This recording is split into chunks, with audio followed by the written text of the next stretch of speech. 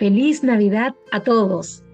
Estamos felices en Mujer que Persevera porque hoy, como fecha simbólica, celebramos el gran día para todos los cristianos, el nacimiento de nuestro Mesías. El Dios Salvador vino, se sumergió en un vientre y nació en un parto virginal. Al nacer como un hombre, Dios se acercó a ti y a mí. Ahora bien, con su nacimiento nos dio varias señales. Hoy prestaremos atención a un detalle fundamental, el pesebre. ¿Sabías que el lugar en el que nuestro Señor Jesús fue recostado tenía un significado muy profundo? La historia del antiguo Israel nos cuenta que los pesebres eran construidos de piedra, por lo que deducimos fue algo nada cálido ni apropiado para acostar a un recién nacido. Sin embargo, María y José consideraron que era lo más seguro para su primer hijo. Si te fijas, el viernes pasado destacamos la profecía de Isaías 7:14 y todo lo que nos describe en el capítulo 9 del profeta. Pero el apóstol Mateo entendió e interpretó que esas palabras se referían a la persona de Jesús. Pero nota un detalle. Mateo 1:23 está narrando el nacimiento de Jesús. 2 versos antes, es decir, en el 1:21, nos dice que Jesús vino para salvarnos de los pecados. Al menos ese vínculo es el que conectó el ángel cuando se le apareció en sueños a José. Esto resulta bastante incómodo cuando comprendemos todo el propósito, porque el nacimiento era para salvar a otros. Quizá el apóstol Mateo no lo dice tan abiertamente, pero Lucas nos ofrece más detalles, porque él nos habla de cómo se dejan ver estas palabras. Dice que Jesús al nacer fue puesto en un pesebre.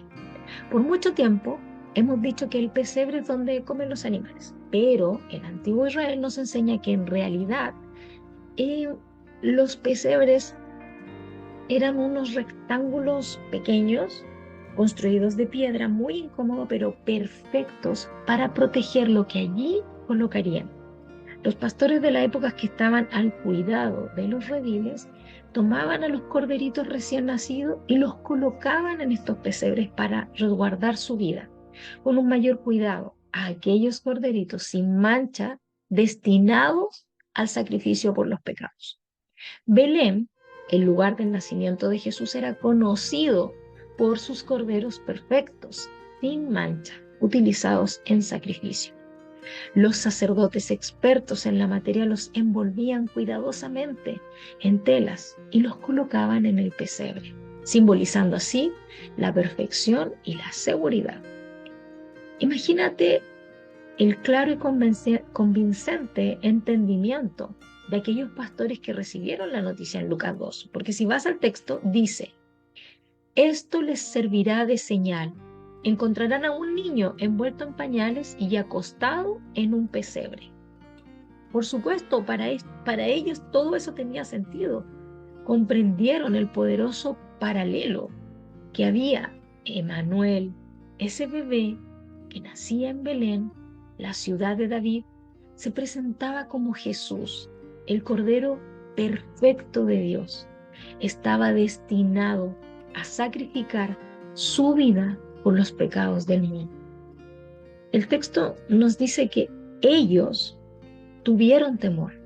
Ahora bien, hombres con botas sucias de tanto pisar excremento de animales, indignos, o por lo menos eso decía la sociedad de aquel oficio, eran malolientes.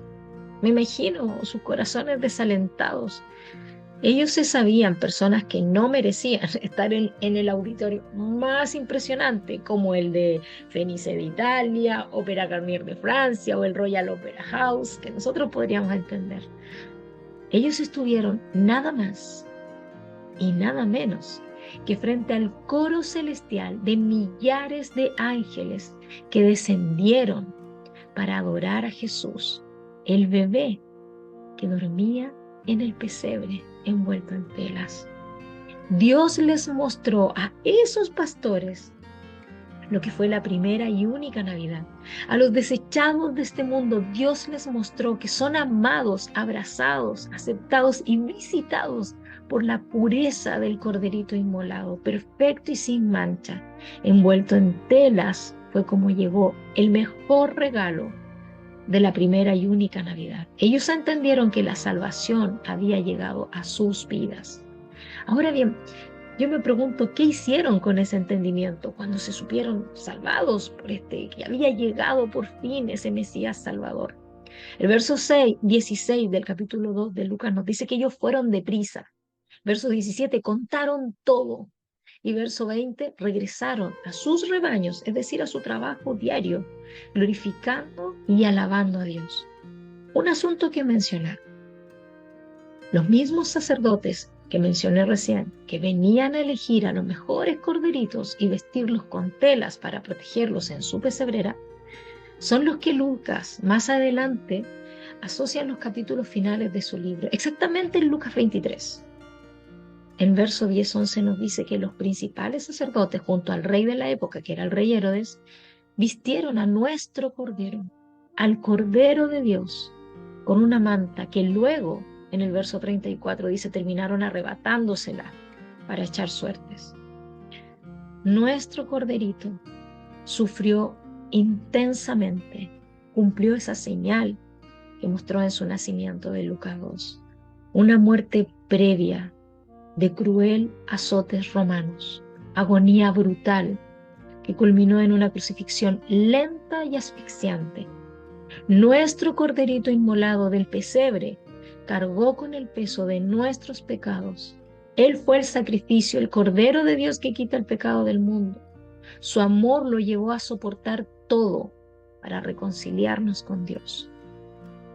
En esta Navidad recordemos el precio pagado por nuestro bienestar. Contemplemos esta realidad que nos inspira a perseverar, recordando el sacrificio que nos brindó, la paz que hoy podemos tener con Dios. Y aprendamos de los pastores. Seamos diligentes como fueron ellos. Verso 16 nos enseñaron, fueron deprisa, contaron todo y regresaron a su vida cotidiana, glorificando y alabando a Dios. ¿Y tú? ¿Qué te tiene tan deprisa esta Navidad? ¿De qué estás conversando con los que te rodean? ¿Cuál es tu actitud para volver a tus tareas diarias después de celebrar esta Navidad? Amiga y hermana, el Cordero de Dios, que cumplió su señal en la pesebrera y se levantó, capítulos más adelante, de la muerte para salvarnos, sea Él quien te bendiga esta Navidad. Feliz Navidad.